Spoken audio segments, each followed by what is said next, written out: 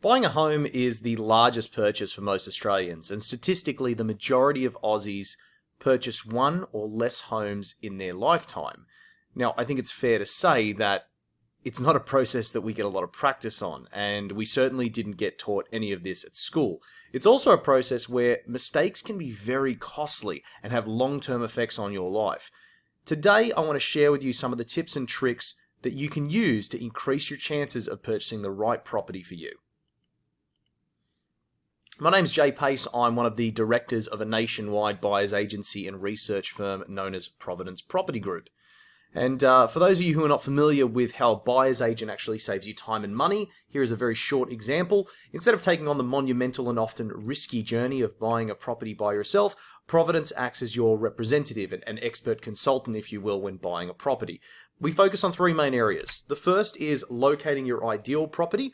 That's both on and off market. A lot of people don't realize that if there is a client or a seller who has not yet signed a contract with a potential real estate agent, a buyer's agent is still able to go and view that property because we're licensed. So there's a lot of opportunities we get to see that the unlicensed average buyer can't see. Now we're looking at properties in every state around Australia. We're looking at the city, the suburb, the street, the structure. Now, the next thing we do is assess the property specifically itself, and that's looking at the pros and cons of the build quality. Does it have owner-occupier appeal, the layout, the use of the space, supply and demand, distance to amenities, etc. Lastly is our negotiation skills. We negotiate on hundreds of properties every year and basically wanting to get the client the best price at the most attractive terms. Now, our objective here is to purchase your ideal property at the optimal time for the best price. Now, we do not play agent games on agent terms with agent rules. We all know that knowledge is power, but unfortunately when it comes to buying property, Australians spend far too much time searching and very little time researching. I wanted to start us off with a quote from arguably one of the smartest humans to ever live, Dr. Stephen Hawking. Dr. Hawking said that the greatest enemy of knowledge is not ignorance, it's the illusion of knowledge. And I say that because we're all smart people. However, we all have strengths and weaknesses, and I hope that you will allow the team at Providence to improve your property strength. Here are some things that you definitely need to think about when buying a property. First of all, there is no perfect property. If you spend your time looking for a unicorn, chances are you won't find it. Many people don't buy because they are searching for something that just doesn't exist. And that's the reason why they just don't end up actually purchasing anything. Next is property values. Now, these can go up and they can go down. This is what recessions, pandemics do. They create volatility, but in the long term, a well-chosen property, it will outperform the rest. Real estate agents. They're employed by the seller. They are not your friend. I have lots of friends who are real estate agents, but I'm not buying anything off them. At the end of the day, you've got to remember there would be a conflict of interest there if the agent was trying to help you purchase this property. They're trying to sell this property, and they need to sell it fast, without hassle, and they need to make their commission and move on to the next deal. Now, the next thing is that everyone's circumstances require different solutions. And I think this is important because just because your friend bought a property in a particular area for a certain price, it doesn't mean that is the right play for you. You don't need to follow the leader when it comes to purchasing property. It's an individual game. Next, obtain independent advice. I'm going to sound really biased here when I say this, but you need to use a professional, whether it's a building inspector, a mortgage broker, a quantity surveyor, a conveyancer, or a buyer's agent. We hear horror stories on a weekly basis of people thinking that they know it all, only to realize that it's too late and that they've made a mistake that's cost them sometimes hundreds of thousands of dollars. Lastly, to avoid missing out on an opportunity to buy a specific property, you must request a contract. Only the other week, I went to a property for a client and their max purchase price was 1.6. The agent said there is no possible way that this property is going for anything less than 1.6. So it was in the 1.6 to 1.750 region. However, I requested a contract from that particular agent. Lo and behold, during the auction campaign leading up to the auction, a few things came to light about the property that made the interest drop a little bit. The agent contacted us because we had requested a contract told us that the reserve was actually within our budget and that we should go to attend the auction. I guarantee you the agent would not have contacted me if I had not requested a contract. So please make sure you request a contract every time for every property. Now, here's where we're going to start to get into some of the questions that you should be asking as an owner-occupier or as an investor when looking for a property. Now, they can be slightly different, but also they can overlap. So bear with me here. If you're an owner-occupier, there are a few crucial things that you must do when looking for your home. Firstly, the vendors are selling for a reason. Why are they selling? You need to ask multiple people, including the neighbors. And I'll get into the neighbors in a little bit. But you need to ask multiple people. Usually there's one or two agents working a property. I ask both of those agents separately the same questions to try to see if I can catch them out lying on anything. Not because I want to do an I told you so. I want to see what are the differences here so I can try to pick apart this story a little bit better. Next, proposed developments. Search for development applications. You can jump on the local council website, the development portal. You can have a look and see what's potentially being built around there. Is that going to affect price in a negative or positive way? Adjoining properties. What's next to the property? I always tell people, don't be shy to look over the fence. My wife gets embarrassed when I do this sometimes, but if the fence is too tall for me to look over, I'll grab a bin and stand on the bin and look. But I want to see if there's dogs next door that are going to be barking and making noises at all hours of the night and of the day. I want to see if there's a pool right next door and I'm going to be hearing a pump going all the time. Are there cars parked in the garage that are up on bricks that I need to know about? I just think it's very important to understand what's surrounding your property because you can't change that after you've purchased the property.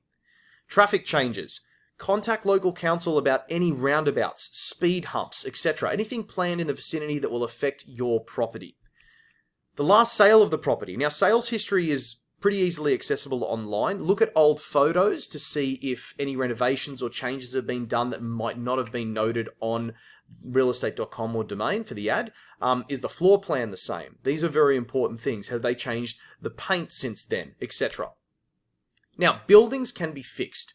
And if there is cosmetic damage that will deter buyers with less vision and less knowledge than you, it's your opportunity to take advantage. Obviously, don't buy something where you're just well over your head in regards to fixing up. But at the end of the day, look for things that potentially may turn some people off and see if that's really a turn off for you or not. All right.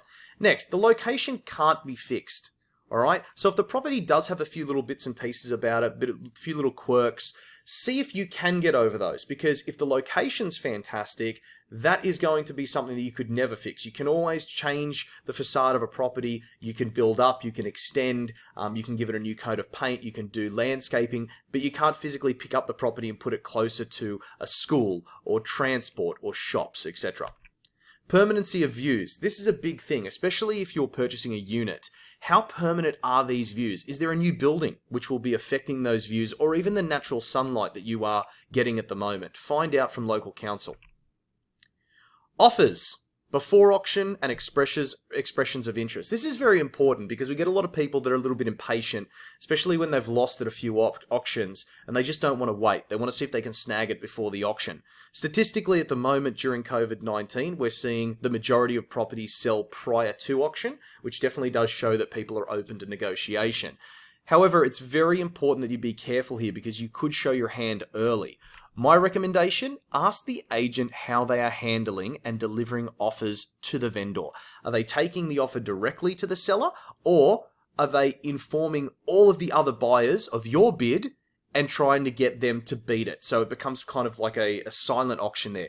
Tell the agent that you're interested in the property, but you won't reveal your bid until the agent is ready to request the best and final offer.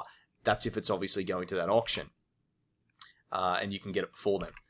Next, if you're an investor, you should decide what the objective is for yourself. Are you looking for capital growth? Are you looking for rental yield? Are you looking for depreciation? You can achieve a combination of all three of these, but it's difficult to get the highest of all three. So you've got to sacrifice somewhere. It's different for everybody, and it depends on your stage in life, your age, etc. There's a lot of factors that come into play. So you need to have a proper discussion with a professional about that. Next, be wary of rental guarantees. If you're purchasing an investment property, some of these, whether they're established or new, may come with a rental guarantee.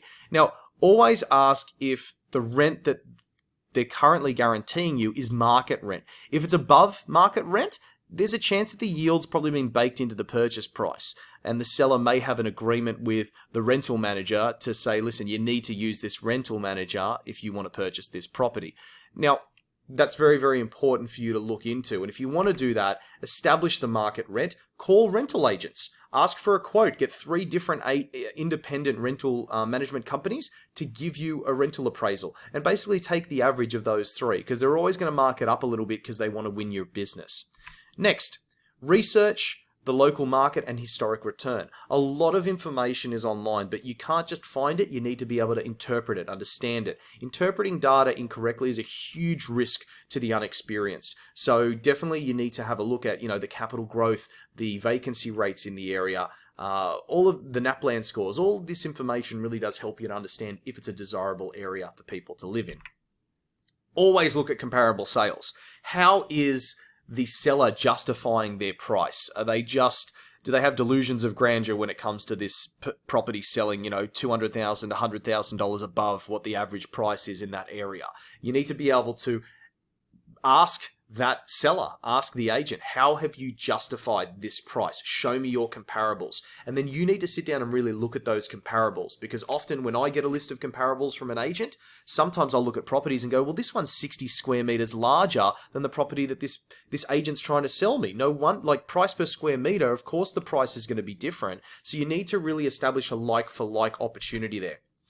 Lastly, assess the risks of both new builds and established property. There's no guarantee on either, and it frustrates me when somebody's like, oh, I only buy new, or I only buy established, or I only buy commercial.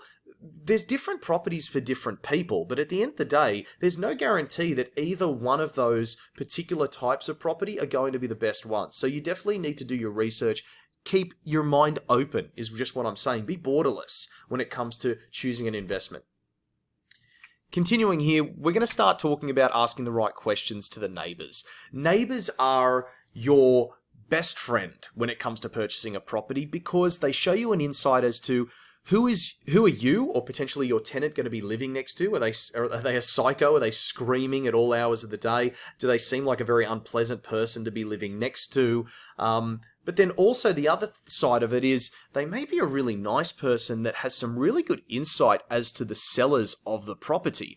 I've had it many times where the agents told me a story as to why the sellers are selling. They want to be closer to family, or the wife's got a new job somewhere and they're moving interstate, or whatever it may be. And then I'll go next door and have a chat with the neighbor, and the neighbor will say, listen, they're going through a really nasty divorce at the moment, or the problem in this area has been termites recently, and I think they've had a huge termite issue because they only had it sprayed a little while ago.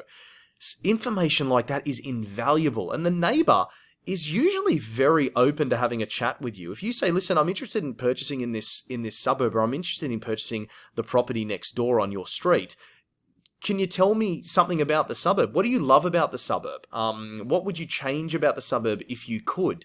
Those type of questions are really great because, as I said, most people are very open to just having a quick chat with you. Again, you've got to get an understanding about traffic. Is that being affected? The neighbour will definitely know more about that than local council. What's a general surrounding development? Have a look at it. You might be in a suburb or a street where there's a lot of freestanding homes. However, you're starting to notice more and more duplexes are being built in that particular area. So it's important for you to get a better understanding as to what's happening in that area. Lastly, if you're purchasing an investment property that already has a tenant, is the tenant paying a market rent?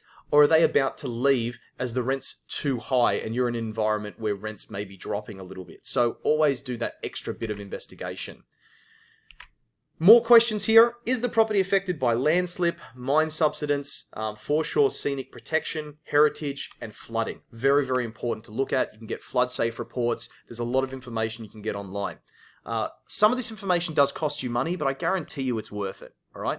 What is the impact of covenants, restrictions on use, easements on title? That's really important, especially when it comes to potentially building on this property or extending the property. Does the property meet the minimum subdivision requirements? This is such an important question because the problem is we've had clients come to us in the past that have purchased something and it hasn't met the subdivision requirements and they want to subdivide it, and then they've had to go and just do a granny flat. The problem with that is that yes, they do have a secondary income, however they're limited with the space, and also they can't sell it as two separate titles. So again, you've got to really do your research here. That's pretty much all I have for today. Thank you so much for taking the time to listen. You're all welcome to get a complimentary copy of our 3 ebooks that we have on how to buy your ideal home for less, how to buy your ideal investment property for less, and how to maximize the selling price of your home or investment. If you want these, the email's on the top. Please shoot us an email and we will send you that information.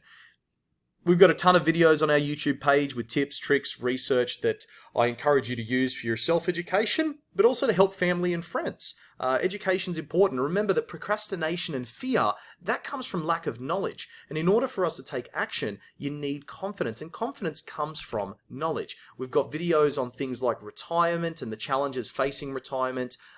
Knowing when to buy and sell is definitely important, but it's not as important as knowing where to buy. So we've got a 3-tiered research methodology, which really has allowed us to return above average results for our clients over the past 14 years. And if you'd like a sneak peek at our purchasing criteria, again, I recommend you go to our YouTube website. Thanks very much. That's all the time I have for. Happy buying and good luck.